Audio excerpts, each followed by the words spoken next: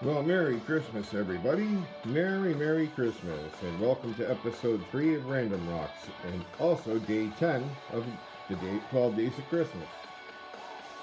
This is a card from my friend Jojo, and I thought would be very appropriate for this episode of Nirvana on Random Rocks. In the mid 80s, they were just some underground grunge band.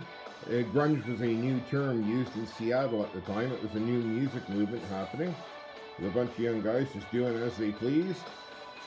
Their music didn't quite have a category, so somebody coined the phrase grunge and it kind of stuck.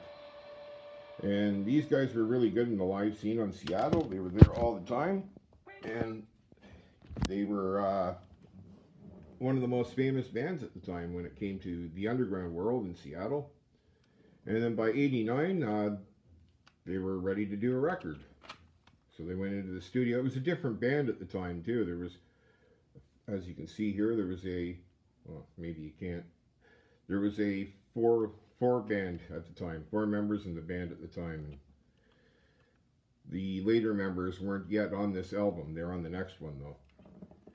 But yeah, Bleach came out in '89, and some great songs on this one. Like, yeah, about a girl. And that's about the famous one from it, about a girl. And I don't know much about this band really. I know a lot about the persons, but not about the band. And I'll talk about the other band members other than Kurt Cobain later, because each one of them had more success in their own bands. This came out around the same time, years ago, and it was actually just home recordings of Kurt Cobain and songs he was working on. It's not a really good recording, but it's a very interesting one to listen to. And Kurt was quite an artist, really. And then here we have Incesticide, their second album, and my second favorite album of theirs. I love Molly's Lips and Hairspray, and yeah, I love these songs, man. Aneurysm, and Son of a Gun, but Molly's Lips is my favorite. I just absolutely love that song. Sliver's good too. Yeah. I had a thing for Molly's Lips too. I know exactly what he's talking about. Do you guys? Put in the comments if you think you know whose Molly's Lips was written about. And here's album 3, the one they're probably best known for out of all of them is Nevermind. It's the one that had several hits, of course, like Smells Like Teen Spirit, and Come As You Are, and all those, and Polly, On a Plane. Like there was a lot of hits from this one. I'm glad I got this one too, because I got the outtakes and some of the songs that were removed from the album, added later. This is a really good. This is a good one. Well, all their albums were good. Like they just keep getting better and better, and this one was great too. Like this is In Utero. I mean, these albums were ahead of their times. Heart Shaped Box, All Apologies. Yeah, just great albums, man.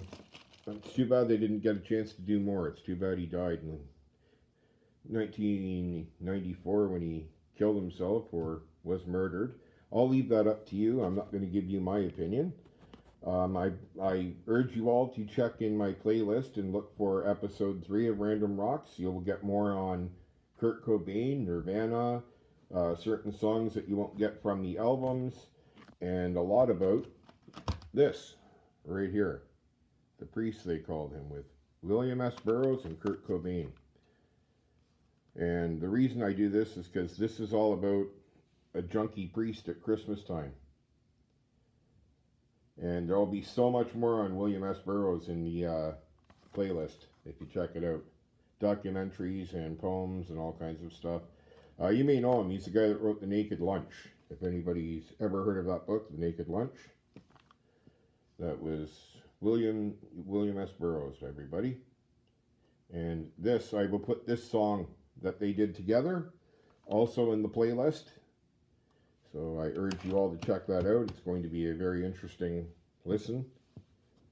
And then, of course, their last official album, when they were still alive, this came out, of course. Unplugged. Great concert, great music. He did a lot of cover bands and Christian music, and David Bowie, and Lead Belly. He did a lot of stuff that just wasn't here. I love when bands step out of that and do their own stuff and make somebody else's songs sound like theirs. And then, of course, I have this album here, which was my favorite of all the later live recordings that came out. Live and Reading. I just love this one. It's really complete, and it's well recorded, captures a great sound, captures the band at their best. So yeah, I just wanted to say Merry Christmas to everybody here at Random Rocks, and I hope you've all had a lovely one, and everybody's had a good Christmas morning, and is doing what they love with people that they love. I'd see you again on episode 4 of Random Rocks coming soon, and I hope you guys follow the next 2 days of Christmas. The final day is going to be an interesting one. It's my Christmas homage to my trolls, and you know who you are. But anyways, ladies and gentlemen, that's it for now, and I would just like to say Merry Christmas, and have a Happy New Year. Random Rocks will be back in the new year. All right, everybody. Bye-bye.